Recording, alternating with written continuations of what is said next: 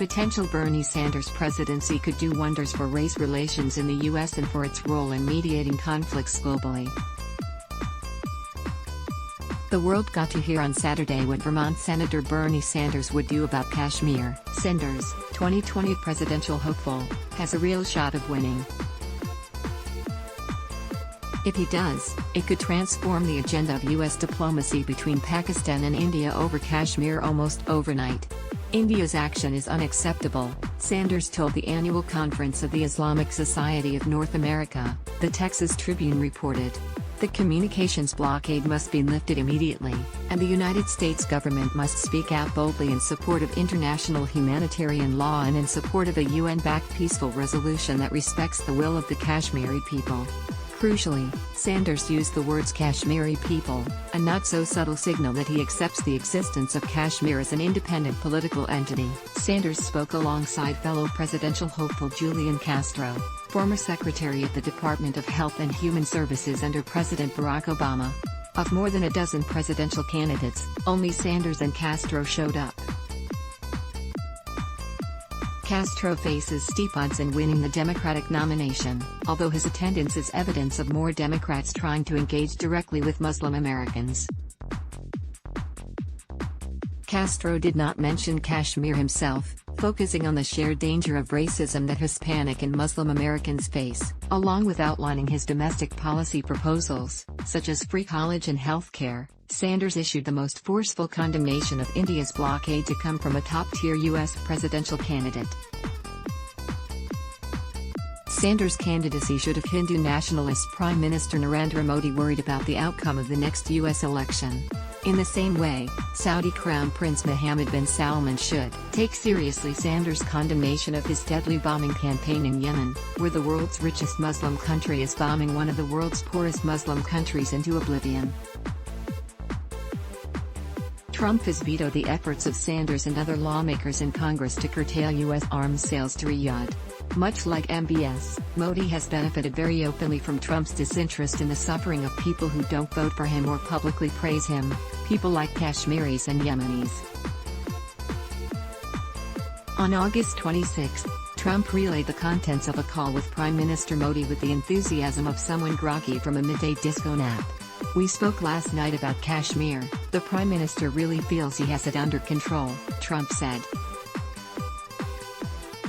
"They speak with Pakistan and I'm sure that they will be able to do something that will be very good." A chief reason Modi has been able to get away with the intensified military occupation of his country's slice of Kashmir is Trump's dangerous disinterest in doing his job, only perhaps believing that Modi is on his side and Pakistani Prime Minister Imran Khan is not. Khan, after all, has forged an economic alliance with China, the shared rival of India and Trump.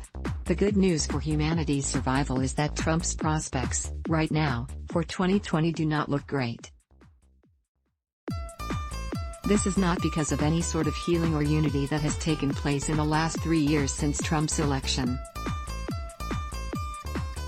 Rather, it is because Trump won in 2016 because millions of Americans were too complacent about then-candidate Hillary Clinton. Trump will not have that advantage in 2020 against the Democratic challenger. Polls also show Trump losing Sanders in a head-to-head contest. Sanders is close in the race with Massachusetts Senator Elizabeth Warren, who could even win the nomination. Warren would be an improvement on Trump, surely. However, we have less of an idea about what she would propose for the conflict in Kashmir. She did not show up to the ISNA meeting and has not been as engaged in reaching out to the Muslim community in the U.S. as Sanders has. He was one of the first candidates to break the silence in the U.S. over Israel's human rights abuses against Palestinians and call out Israeli Prime Minister Benjamin Netanyahu for being a racist. Trump has been trying to destroy the pluralism since he started running for president, or even before. While Sanders made a critical first step in challenging India publicly for its brazen escalation of the Kashmir crisis, he still has a long way to go.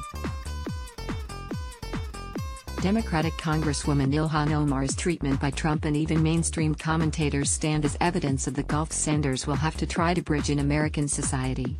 By becoming the first president who is neither a Christian nor from a Christian background, a Sanders presidency would permanently transform the boundaries of the religious pluralism Omar talks about. When progressive American social experiments work, they work thanks to embracing, rather than rejecting, that pluralism. Sanders could be a better referee for the pluralism than any other previous president. Pakistani and Indian American communities would be able to have a chance at dialogue with a president who understands, at least more than previous ones, what it feels like to be a religious minority in the U.S. under threat from the kind of white supremacy Trump's tenure encourages. Both Muslims and Hindus each comprise less than 1% of the total U.S. population, which is about 70% Christian, according to Pew. Just as Protestant and Catholics, Irish Americans were vital to finding a peace deal in Northern Ireland in 1998, diaspora groups would be central to helping find peace between Israelis and Palestinians, too. How Sanders chooses to use this power remains to be seen, and he might not get the nomination, and maybe he won't win if he runs, but that seems unlikely.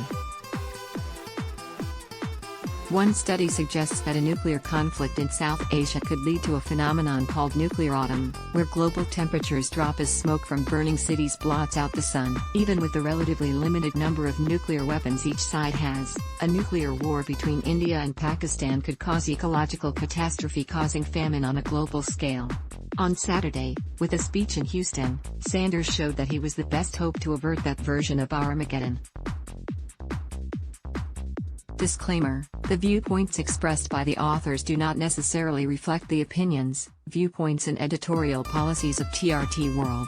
We welcome all pitches and submissions to TRT World Opinion. Please send them via email to opinion.editorial@trtworld.com. Let's block ads.